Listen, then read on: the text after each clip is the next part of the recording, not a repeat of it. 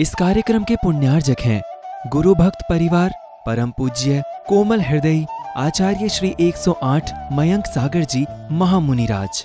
जय जिनेंद्र दर्शकों, मैं हूं आपके साथ ज्योत्सना और आप सभी का स्वागत करती हूं आदिनाथ टीवी चैनल पर।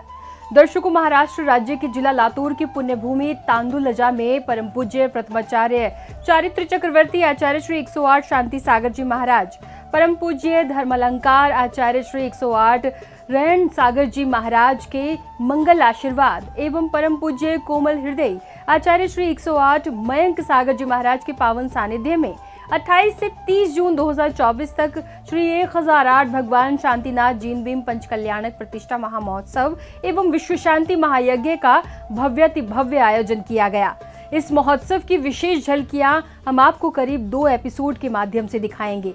तो आइए दर्शकों, आज देखते हैं प्रथम एपिसोड की विशेष झलकियां। महाराष्ट्र राज्य के जिला लातूर की पुण्यभूमि तांदुलजा में परम पूज्य प्रथमाचार्य चारित्र चक्रवर्ती आचार्य श्री 108 शांति सागर जी महाराज, परम पूज्य धर्मालंकार आचार्य श्री 108 रहन सागर जी महाराज के मंगल आशीर्वाद एवं परम पूज्य कोमल हृदय आचार्य श्री 108 मयंक सागर जी महाराज सत्संग के पावन सानिध्य में 28 से 30 जून 2024 तक श्री 1008 भगवान शांतिनाथ जिनबिंब पंचकल्याणक प्रतिष्ठा महामहोत्सव एवं विश्व शांति महायज्ञ का भव्य आयोजन किया गया। 28 जून को जिसकी शुरुआत में भक्तों ने याग मंडल विधान की मांगलिक क्रियाएं की।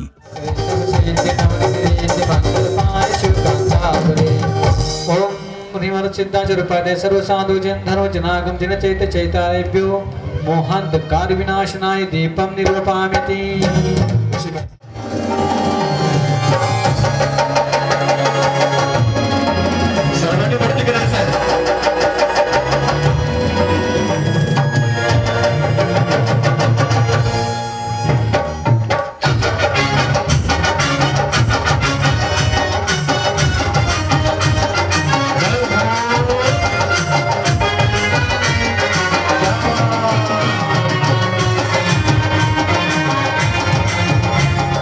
पूजन के माध्यम से इंद्र इंद्राणियों ने मंत्रोच्चार के साथ अर्घ्य समर्पित कर प्रभु आराधना की। भक्ति भाव के साथ विधान मंडल जी पर अर्घ्य चढ़ाकर श्रद्धालुओं ने पूजन की समस्त मांगलिक क्रियाएं की।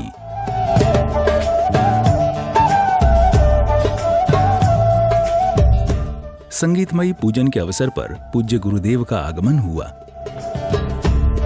आगमन के बाद पुण्यशाली भक्तों ने गुरुदेव का पाद प्रक्षालन एवं शास्त्र भेंट कर मंगल आशीष प्राप्त किया।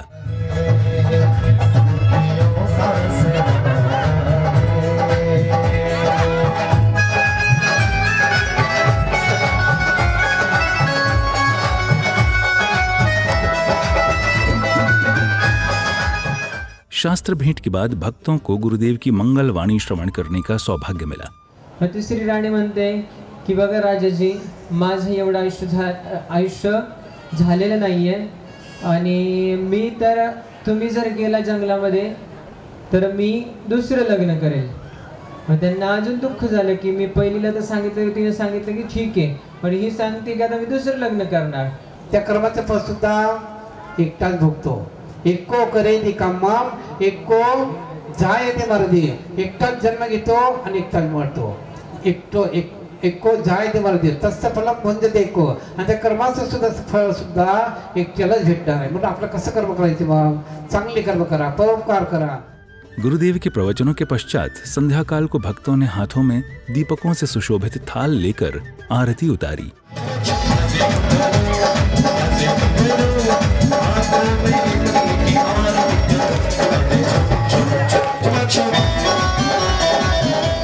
आरती के बाद मंच पर गर्भ कल्याणक प्रसंग के अंतर्गत सौधर्म इंद्र की सभा लगाई गई, जिसमें सर्वप्रथम नृत्यांगनाओं द्वारा सुंदर नृत्य की प्रस्तुति दी गई।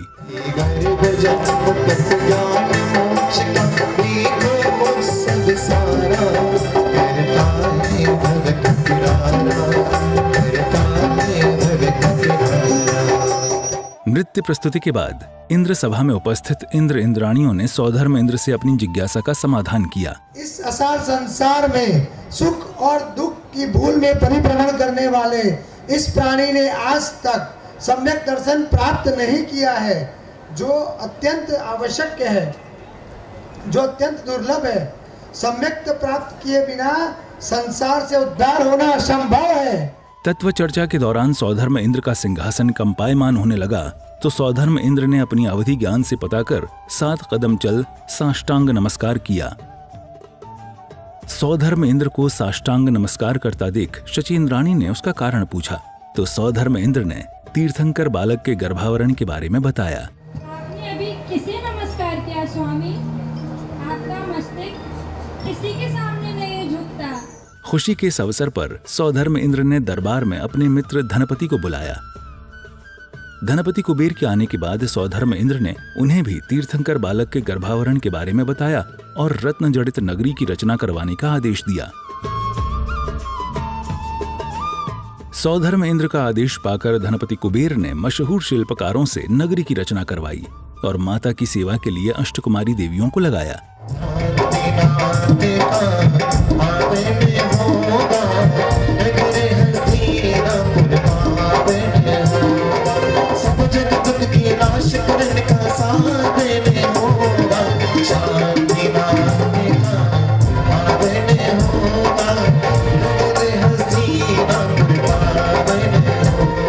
फिर अष्टकुमारी देवियों द्वारा की गई सेवा के दौरान माता को निंद्रा आ जाती है। तभी रात्रि के अंतिम प्रहर में माता को 16 स्वप्न दिखाई देते हैं।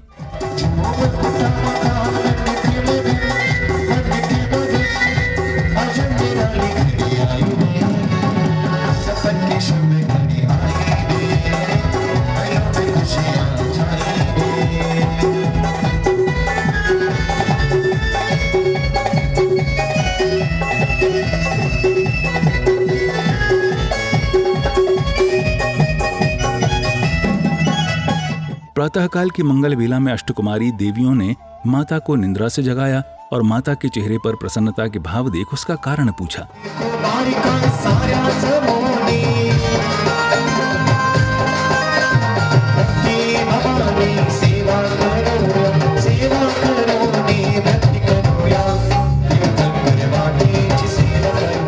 माता द्वारा बताए गए 16 स्वप्नों के बाद अष्टकुमारी देवियों ने माता को महाराजा जी के पास ले जाने के लिए तैयार किया।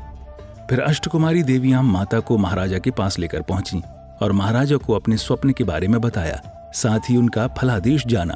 छठा प्रश्न, पूर्ण चंद्रमा आपका पुत्र 3 लोक के शांति करने वाला होगा। उदित सूर्य आपका पुत्र सर्व जगत में प्रताप करने वाला होगा। इसी कड़ी में महोत्सव के दूसरे दिन की शुरुआत में गुरुदेव का आगमन हुआ और फिर गुरुदेव ने प्रभु भक्ति कराई।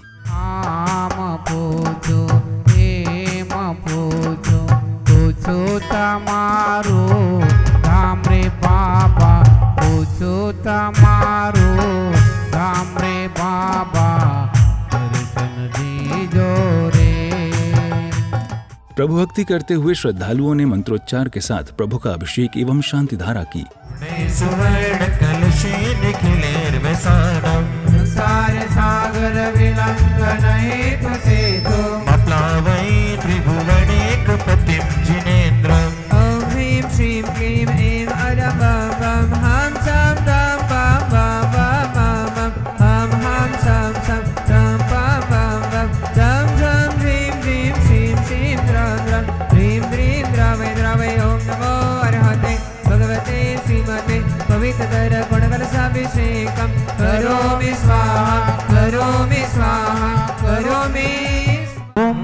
कलिकुंड स्वामी आतुल वीरक्रमाय स्प्राम स्प्रीम स्फुरमुस घाते घाते परिविज्ञान स्फोटे स्फोटे सहस्त्रखंडा करो परिविद्याम चिंत चिंत भिंद मित आत्मविद्याम रक्ष रक्ष होम भट स्वाहा। अभिषेक एवं शांति धारा करने के बाद भक्तों ने प्रभु आरती एवं अपने थाल में अष्टद्रव्य लेकर मांगलिक पूजन किया। पूजन के दौरान श्रावक श्राविकाओं ने जमकर प्रभु भक्ति की।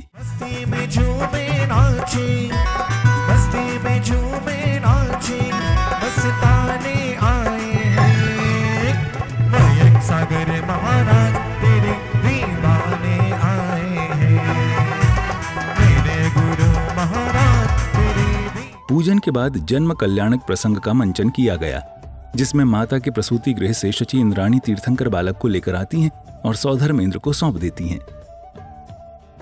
जैसे ही शची इंद्राणी सौधर्म इंद्र को तीर्थंकर बालक सौंपती हैं, तो वैसे ही इंद्र 1000 नेत्र बनाकर तीर्थंकर बालक को निहार कर पांडुक शिला पर जन्माभिषेक करने के लिए प्रस्थान कर जाते हैं।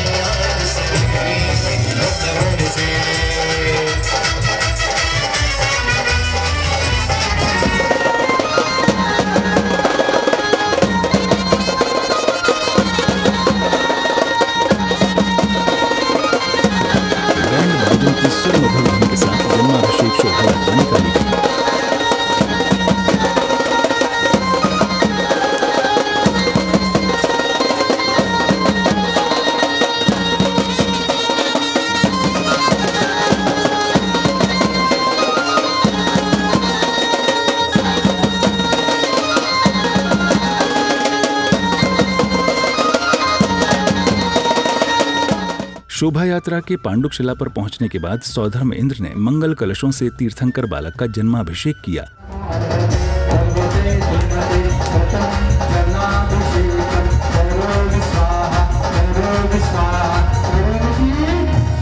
जन्माभिषेक के बाद पुण्यशाली श्रावक श्रेष्ठियों ने दीप प्रज्वलन कर कार्यक्रमों को गति प्रदान की। कार्यक्रम की अगली कड़ी में भक्तों ने तीर्थंकर बालक को पालना झुलाया और जन्मोत्सव की खुशियां मनाईं।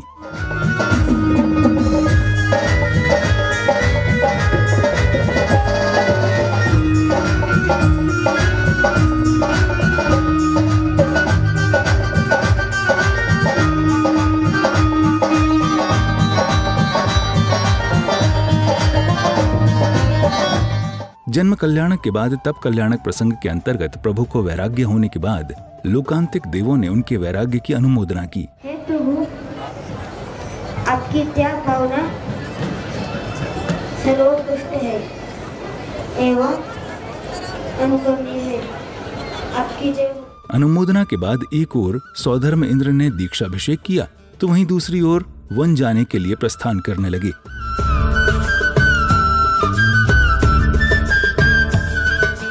तभी प्रभु की पालकी उठाने के लिए मनुष्य और देवताओं में संवाद होता है। नमोस्तु। हे गुरुदेव, मैं स्वर्ग से सौधर्म इंद्र हूँ। तो गुरुदेव ने उसका समाधान कर मनुष्य पर्याय को ही पालकी उठाने को कहा। वन पहुंचने के बाद गुरुदेव ने दीक्षा की सभी क्रियाएं संपादित की। ओम एतेषु मध्ये यन्नामजनस्य वृक्षाभावेषुते दीक्षा वृक्ष स्थापयामि करोमिति शांतिना जिनस्यामरक्ष दीक्षा वृक्ष अत्र अवतर अवतर परिपुष्पांजलि क्षपामि।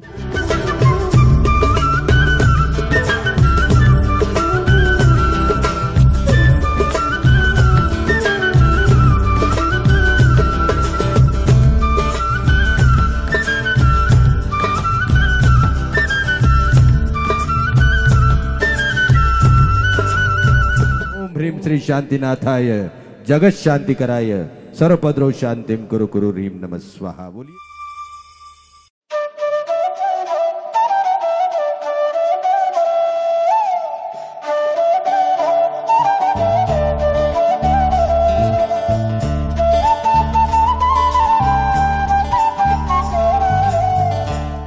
सम्यक ज्ञान संस्कार इह मुनौ स्फुरतो स्फुरतो स्वाहा।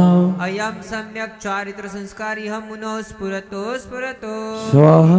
अयम बाह्याभ्यंतर तपः संस्कार इह मुनौ स्फुरतो स्फुरतो स्वाहा। अयम पीछे बोलो ना, पीछे बोलो ना, पीछे बोलो ना, पीछे बोलो ना।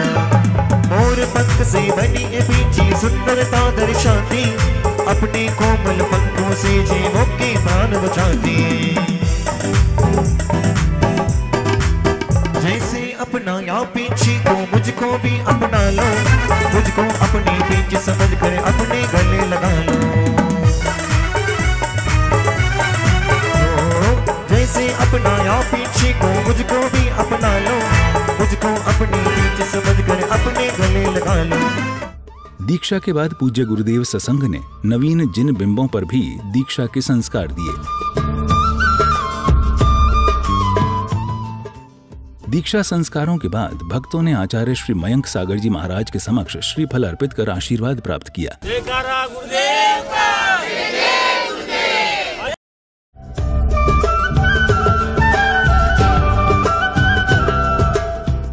गुरु आशीष लेने के बाद शोभा यात्रा के माध्यम से भक्तजन कार्यक्रम स्थल पहुंचे। वहां पर भक्तों ने आरती उतारी और प्रभु भक्ति का आनंद उठाया।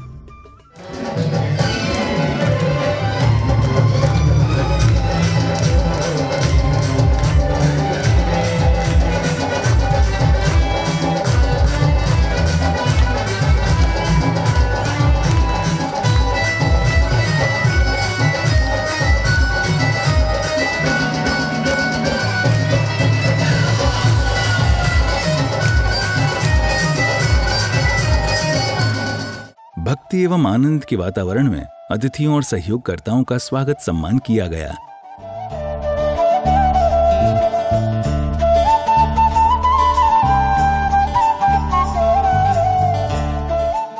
स्वागत सम्मान के बाद नाटकीय मंचन प्रस्तुत किया गया। हमारे महारानी ने एक संदेशा आया है। कौन सा संदेशा? महारानी ने आज प्रातःकाल हमें संदेशा दिया है। हमारे नगर के उद्यान में दिगंबर मुनि राज आए हैं। क्या कहा? दिगंबर मुनि महाराज?